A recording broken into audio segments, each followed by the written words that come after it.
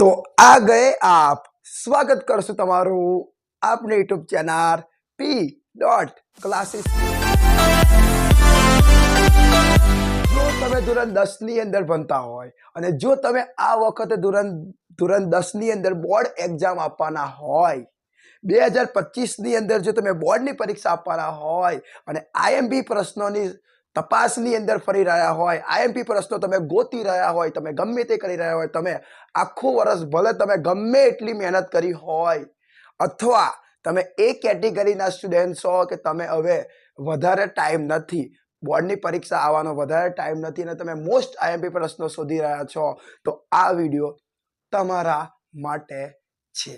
હા સ્ટુડન્ટ્સ, આ વિડીયોની અંદર હું તમને વિજ્ઞાન અને ટેકનોલોજીની અંદર વિભાગ જે ડી છે એ વિભાગ ડી ની અંદર જે મોસ્ટ આઈએમપી જે 4 માર્ક્સના પ્રશ્નો પૂછાય તેના વિશે હું તમને મોસ્ટ આઈએમપી કહીશ કે કયા ચેપ્ટરમાંથી કયા કયા પ્રશ્નો તમારે તૈયાર કરવા જોઈએ અને મોસ્ટમાં મોસ્ટ દરેકે દરેક ચેપ્ટરમાંથી હું તમને 5 પ્રશ્ન 110% આપીશ। તો ચલો જુઓ, તો લખ્યું છે ધોરણ 10 વિજ્ઞાન અને ટેકનોલોજી પ્રશ્નો 2025 ઇમ્પોર્ટન્ટ ક્વેશ્ચન। કેવા ક્વેશ્ચન?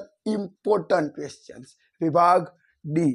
હવે જે વિભાગ ડી છે ને સ્ટુડન્ટ્સ, તો વિભાગ ડી ની અંદર એને કુલ તમને 8 પ્રશ્નો આપવામાં આવે છે અને 8માંથી તમારે ગમે તે 5 પ્રશ્નો લખવાના છે। હવે 8 કેવી રીતે આવે છે એ તમે જુઓ।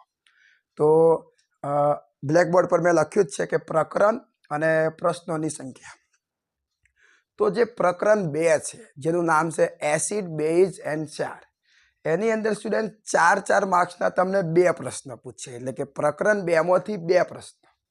ઓકે, પ્રકરણ નંબર 4 કાર્બન અને તેના સંયોજન, એની અંદર તમારથી 4 માર્ક્સનો 1 પ્રશ્ન આવશે। ઓકે, પ્રકરણ નંબર 5 જે મોસ્ટ આઈએમપી જૈવિક ક્રિયાઓ, એની અંદર પેલું પાચન, વહન એ બધું આવે ને, એ જ, તો એમાંથી 2 પ્રશ્ન આવશે। પ્રકરણ 10 માનવ આંખ અને રંગબેરંગી દુનિયા, એ ચેપ્ટરમાંથી 1 પ્રશ્ન આવશે। પછી પ્રકરણ 12 વિદ્યુત પ્રવાહની ચુંબકીય અસરો, એની અંદરથી 1 પ્રશ્ન આવશે અને આ વખતે એક નવું એડ થયું છે જે અત્યાર સુધી નહોતું। અત્યાર સુધી કુલ 5 ચેપ્ટરમાંથી જ પ્રશ્ન પૂછવામાં આવતેલા, પણ આ વખતે પ્રકરણ 13 એટલે કે આપનું પર્યાવરણમાંથી પણ 4 માર્ક્સનો પ્રશ્ન આવશે। તો જુઓ, કુલ 2 ને 1 3, 3 ને 2 5, 5 ને 1 6, 6 ને 1 7, 7 ને 1 8, કુલ 6 ચેપ્ટરમાંથી 8 પ્રશ્ન પૂછવામાં આવશે। અને મોટી વાત એ જ છે, જે ગયા વર્ષે જે બ્લુપ્રિન્ટ બદલાઈ, ખબર છે ને તમને? ખબર હશે, બ્લુપ્રિન્ટ ચેન્જ કરવામાં આવેલી, એના પહેલા સિસ્ટમ આખી અલગ હતી।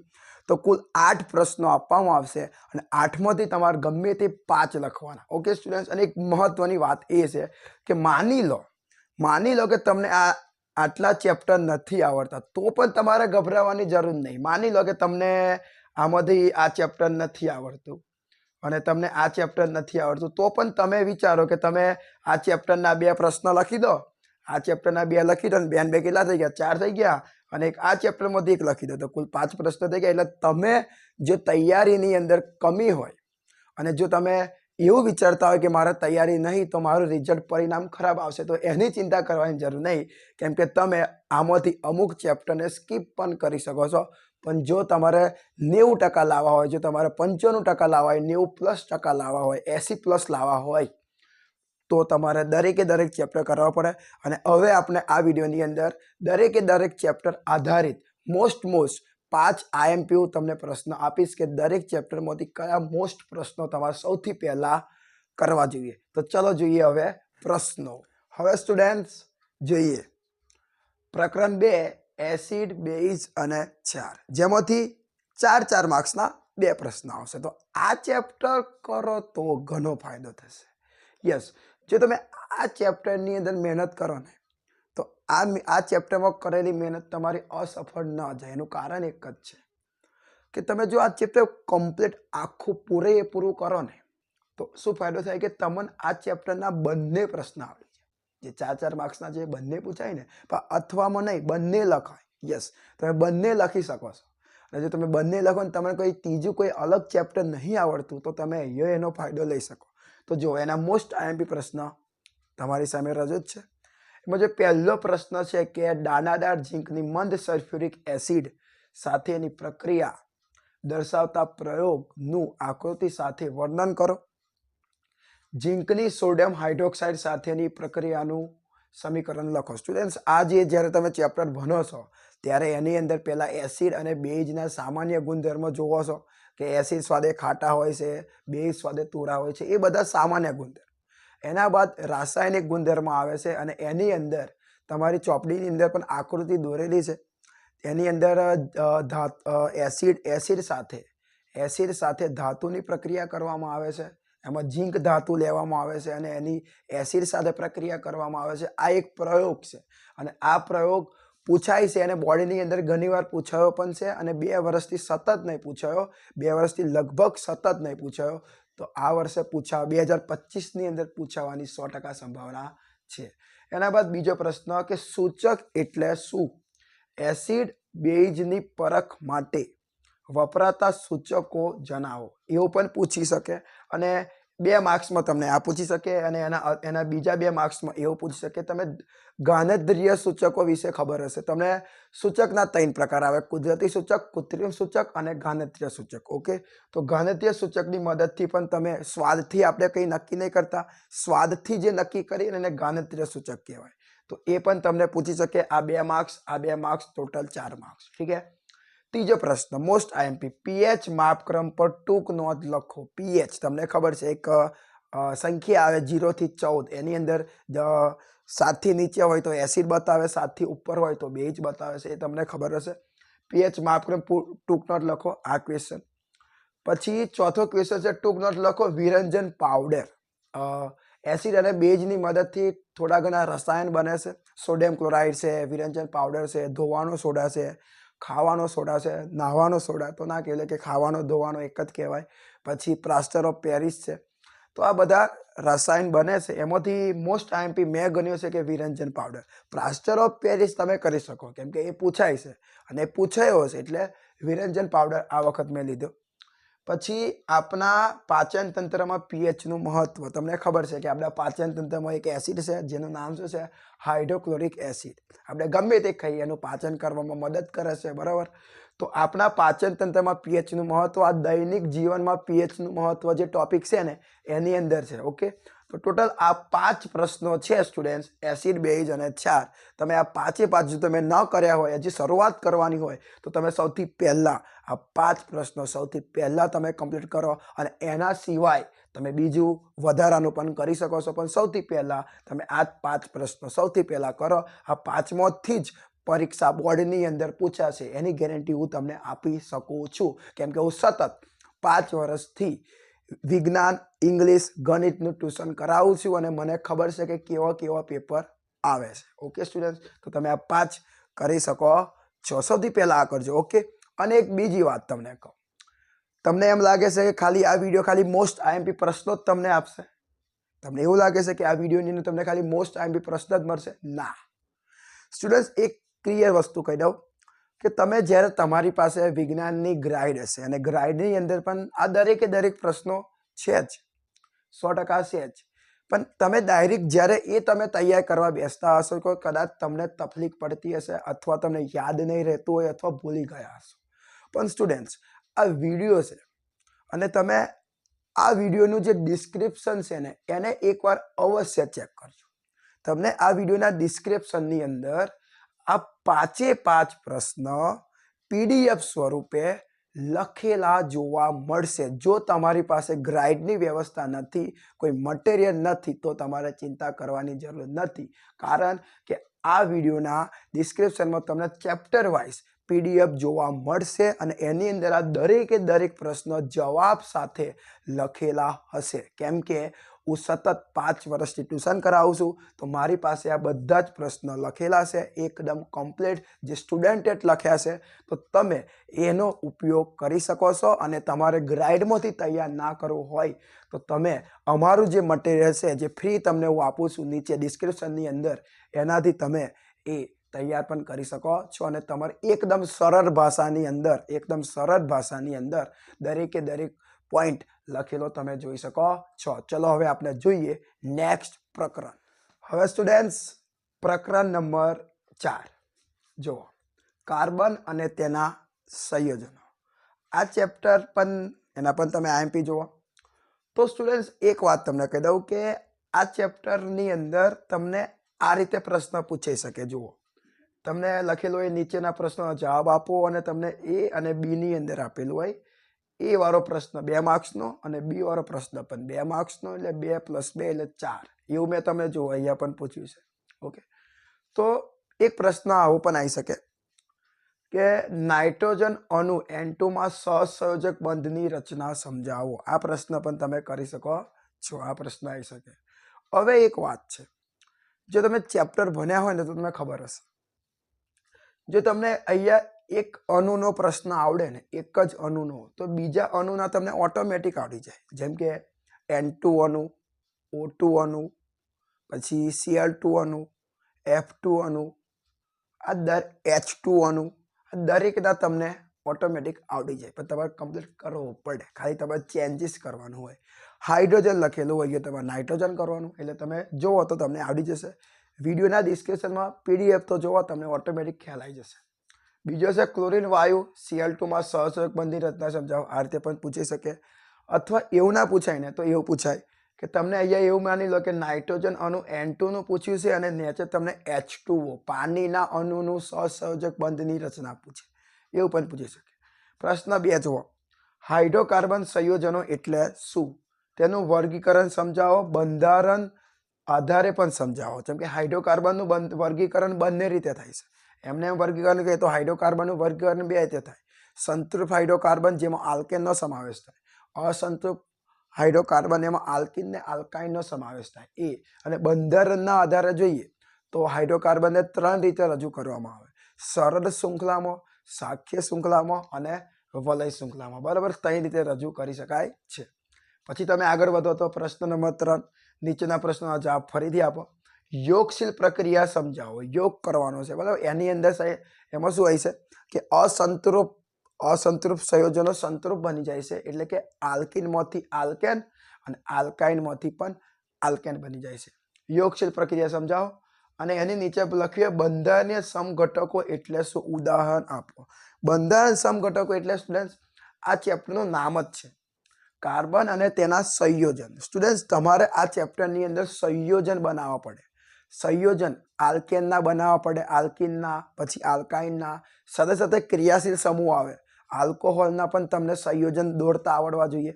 પછી કીટોનના પણ આવડવા જોઈએ. આલ્ડીહાઇડના પણ આવડવા જોઈએ. પછી ક્લોરો, બ્રોમો, એના પણ આવડવા જોઈએ. સાથે સાથે કાર્બોક્સિલિક એસિડના પણ તમને સૂત્રો આવડવા જોઈએ. સૂત્રો કહેવાય, સંયોજન કહેવાય. સૂત્ર સંયોજન એક જ છે. તો એ પૂછાઈ શકે. બંધારણીય સમઘટકો એટલે તમે કોઈ સંયોજનને કેવી રીતે દોરી શકો છો, કેટલી રીતે. પેલા સીધા કાર્બન મેળવો, પછી સીધી ચેન જવાળો વચ્ચે શાખા બનાવો અથવા વલય કરો, તો આને કહેવાય બંધારણીય સમઘટકો. પછી એક મોસ્ટ આઈએમપી પ્રશ્ન, તાકાત વાળો પ્રશ્ન છે. આ પ્રશ્ન કરવો જ પડે, અને ના કરો તો તમારી ગમે તે હાલત થઈ શકે. પ્રશ્ન છે સાબુની સફાઈ પ્રક્રિયાની ક્રિયાવિધિ સમજાવો. સાબુ, સ્ટુડન્ટ, સાબુ, નાહવાનો સાબુ, ધોવાનો સાબુ, એમાં એ કેવી રીતે વર્ક કરે છે એનો આ પ્રશ્ન છે. તમારે પ્રક્રિયાની ક્રિયાવિધિ સમજાવવાની છે. અને એ જે રચના હોય ને એ રચનાને મિશ્ર રચના પણ કહેવાય. તમને પ્રશ્ન એવું પણ પૂછી શકે ડાયરેક્ટલી. દેખો મેં અથવા લખ્યું છે, મિશ્ર રચના સમજાવો, તો એવી રીતે પણ પૂછી શકે. આ પ્રશ્ન પણ એકદમ સરળ છે, સમજવાનું જ છે. એમાં એક અણુ આવે CH3COO, એમાં એને એક માથું તરીકે રજૂ થાય છે, અને જે પેલું છે એને પૂંછડી તરીકે રચવામાં આવે છે. બરાબર, તમે જોઈ શકો છો. હજુ સ્ટુડન્ટ્સ આ જે ચેપ્ટર છે એના જુઓ 4 જ પ્રશ્ન મેં તમને આપ્યા છે. હજી હું તમને આ ચેપ્ટરના બીજા પ્રશ્નો હું તમને આપી શકું, કેમ કે એ કરવું અગત્યનું છે. તો ચલો એ પણ સ્ટુડન્ટ્સ જુઓ, બીજા પણ 2 પ્રશ્ન તમારા માટે. ચેપ્ટર 4 જ, કાર્બન અને તેના સંયોજન. આ એકદમ સરળ કહેવાય. જો તમે કાર્બન અને તેના સંયોજનનું ચેપ્ટર ભણો છો તો એની અંદર તમે સૂત્ર તો બનાવતા શીખ્યા જશે. તો સ્ટુડન્ટ્સ અમુક વાર બોર્ડની અંદર 4 ગુણની અંદર ફક્ત આવી રીતે પણ પ્રશ્ન પૂછાય છે. જો કંઈ નહીં કરવાનું, તમે પ્રશ્ન જુઓ. પ્રશ્ન નંબર 5, નીચે દર્શાવેલા સંયોજનના બંધારણ દોરો. બંધારણ એટલે સૂત્ર. તમને અહીંયા નામ આપેલા છે, બસ એ નામના આધારે તમારે ફક્ત સૂત્ર દોરવાના. મિથેનોલ તો થાય મિથેનોલનું સૂત્ર દોરો, બસ માર્ક્સ લઈ લો. પ્રોપેન તો પ્રોપેનનું સૂત્ર દોરો. ઇથેનોઇક એસિડ તો ઇથેનોઇકનું ખાલી સૂત્ર. બ્રોમોપેન્ટેન તો ફક્ત બ્રોમોપેન્ટેનનું સંયોજન એકલું જ દોરવાનું. ફક્ત આટલું જ, બીજું કંઈ નહીં. દેખો ઓનો 1 માર્ક્સ 1 માર્ક્સ 1 માર્ક્સ 1 માર્ક્સ 4 લખ્યા તો તમને 4 તમારા 4 સાચા પડી જાય તો તમને 4 માંથી 4 માર્ક્સ મળે. વિચારો, કંઈ લખવાનું જ નહીં, ખાલી દોરવાનું, એકદમ નાનું અને 4 માર્ક્સ મળે. કેવડી મજાની વાત કહેવાય. પછી તમે પ્રશ્ન 6 જુઓ. બંધારણ પરથી નામ લખો. સ્ટુડન્ટ્સ, અમુક વાર ઊંધી વસ્તુ પૂછી શકે. તમને બંધારણ આપ્યું હોય, બંધારણના આધારે તમારે એનું નામ લખવાનું હોય. તો આનું નામ થાય તો 2 કાર્બન છે એટલે ઇથેન, અને OH એટલે આલ્કોહોલ, તો નામ થશે ઇથેનોલ. ઓકે, અહીંયા કેટલા કાર્બન છે? 1 2 3 4, 4 કાર્બન છે તો બ્યુટેન, અને એની ઉપર કાર્બન કાર્બન વચ્ચે ડબલ બોન્ડ છે તો આ શું છે? બ્યુટીનનું સૂત્ર છે. એનું નામ શું થશે? બ્યુટીન.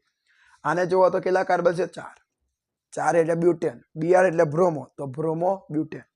અહીંયા જુઓ HCHO, આ એક આલ્ડીહાઇડ છે અને આની એની આગળ H છે એટલે કે આ મિથેનનો આલ્ડીહાઇડ છે, તો આનું નામ થઈ જશે મિથેના. ઓકે, તો સ્ટુડન્ટ્સ આવી રીતે પણ પ્રશ્ન પૂછાઈ શકે છે. તો આની પણ તૈયારી તમારે કમ્પ્લીટ રીતે રાખવી પડે. હવે જોઈએ આપણે ચેપ્ટર નંબર 5, જૈવિક ક્રિયાઓ.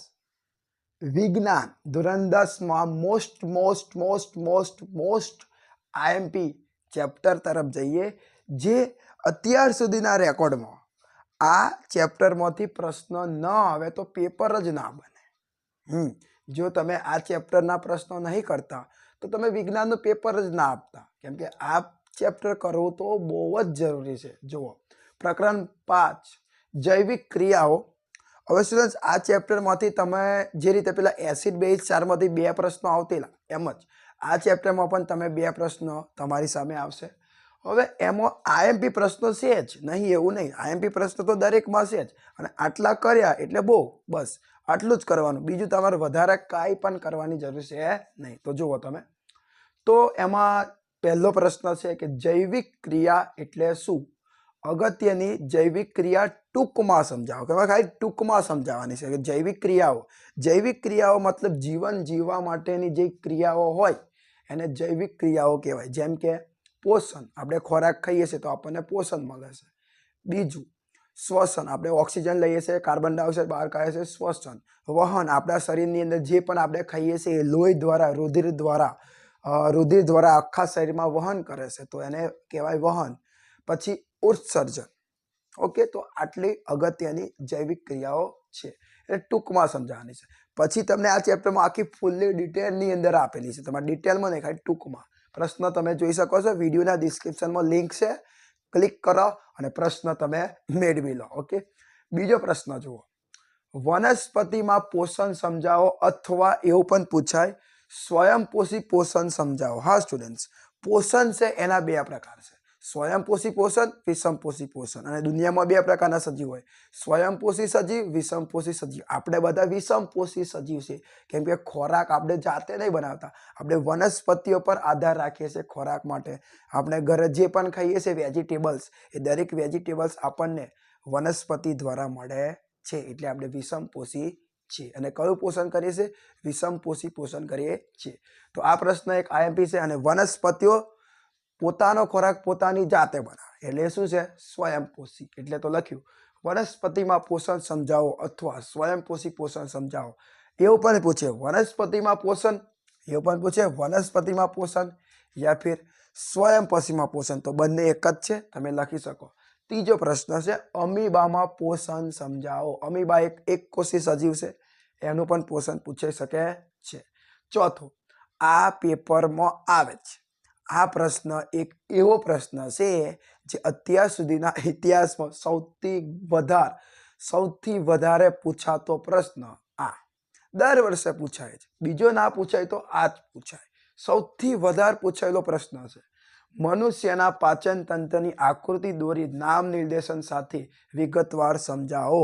પાચન તંત્ર, મનુષ્યનું પાચન તંત્ર મુખથી શરૂ થાય અને ગુદા સુધી પૂરું થઈ જાય એને કહેવામાં આવે મનુષ્યનું પાચન તંત્ર. આપણે જે પાન ખાઈએ છીએ ખોરાક, એ દરેક ખોરાકનું પાચન થાય એ વિશે તમારે આકૃતિ સાથે સમજાવવું પડે. અને એક બીજી વાત છે, અમુક વાર તમને આ પ્રશ્નની અંદર ફક્ત નાના આંતરડાનું પણ પાચન તંત્ર પૂછાય છે. તો એ સમયે જો નાના આંતરડાનું પૂછાય તો ફક્ત તમારે નાના આંતરડાનું જ સમજાવવાનું, બીજું વધારાનું કંઈ સમજાવવાની જરૂર છે નહીં. ઓકે, પણ ફૂલ ભણો તો તમને વિકલ્પો ખાલી જગ્યા આવડી શકે.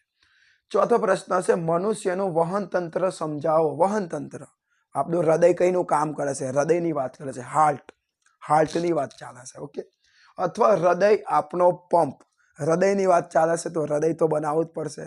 ઓકે સ્ટુડન્ટ, હૃદય આપણા બંને માટે, એટલે કે હાર્ટ, દિલ. ઓકે, તો વહન તંત્ર પણ પૂછાઈ શકે છે. મનુષ્યમાં ઉત્સર્જન તંત્ર, નકામો કચરો જે બહાર કાઢો એને ઉત્સર્જન તંત્ર કહેવાય, તો એ પણ પૂછાઈ શકે છે. ઓકે, પૂછાય જ છે. આ પાચન તંત્ર કરવું, આ કરવું જ પડે. મનુષ્યનું પાચન તંત્ર, મનુષ્યનું વહન તંત્ર અને ઉત્સર્જન તંત્ર, આ ત્રણ તો તમને આવડવું જ જોઈએ. આ કમ્પ્લીટ કરો. પછી એક આ પ્રશ્ન પૂછ્યું છે, જુઓ, વિવિધ સજીવોમાં ખાદ્ય પદાર્થોમાંથી, એટલે કે ખોરાકમાંથી, વિવિધ સજીવોમાં, અલગ અલગ સજીવોમાં ખોરાકમાંથી ઉર્જા એટલે કે શક્તિ મુક્ત કરવાની વિવિધ પદ્ધતિઓ સમજાવો. અમુક સજીવ ખોરાકમાંથી શક્તિ મેળવવા માટે ઓક્સિજનનો ઉપયોગ કરે તો એને કેવો સજીવ કહેવાય? જારક સજીવ. જારક, અને એવા શ્વસનને શું કહેવાય? જારક શ્વસન.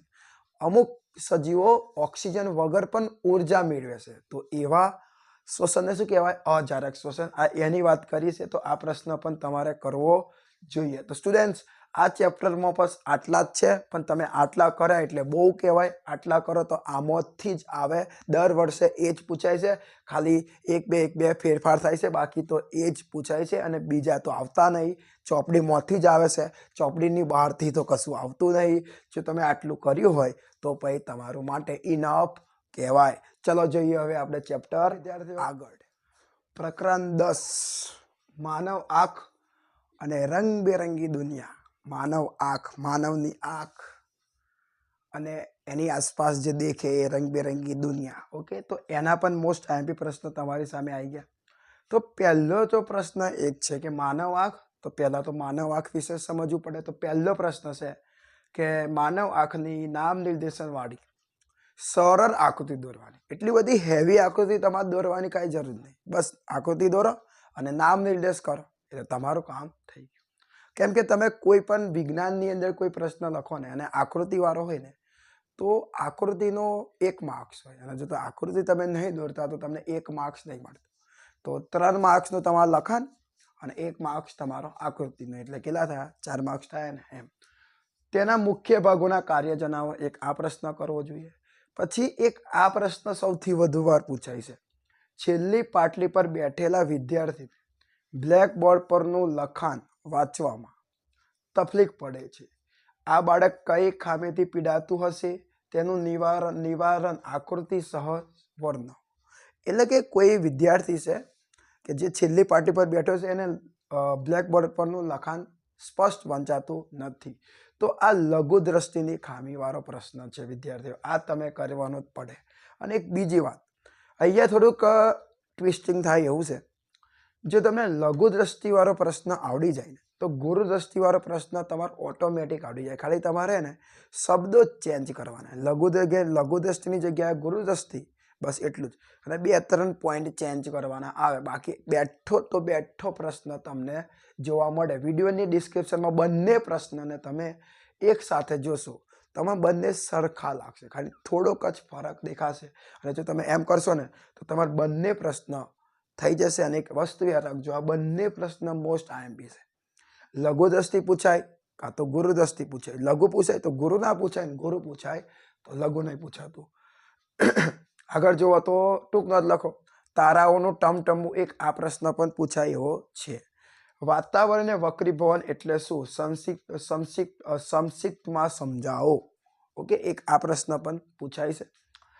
5મો પ્રશ્ન એ ગુરુ દ્રષ્ટિ જ છે, પણ પ્રશ્ન કેવો પૂછ્યો? માનવ આંખની ખામી એટલે શું? પહેલા તો માનવ આંખની ખામી શું છે એ સમજાવો. આંખની ગુરુ દ્રષ્ટિની ખામીનું વર્ણન કરો, એટલે કે ગુરુ દ્રષ્ટિ ખામીનું વર્ણન કરો. અને આ ખામીનું નિવારણ કેવી રીતે કરશો એ તમારે કરવું પડે. તો આ તમારા પ્રકરણ 10 માનવ આંખ રંગબેરંગી દુનિયાના કેટલા 5 પ્રશ્નો જે મોસ્ટ આઈએમપી છે આટલા કરશો તો પણ બેસ્ટમાં બેસ્ટ તમારું રિઝલ્ટ આવશે. હવે જોઈએ આપણે આગળ.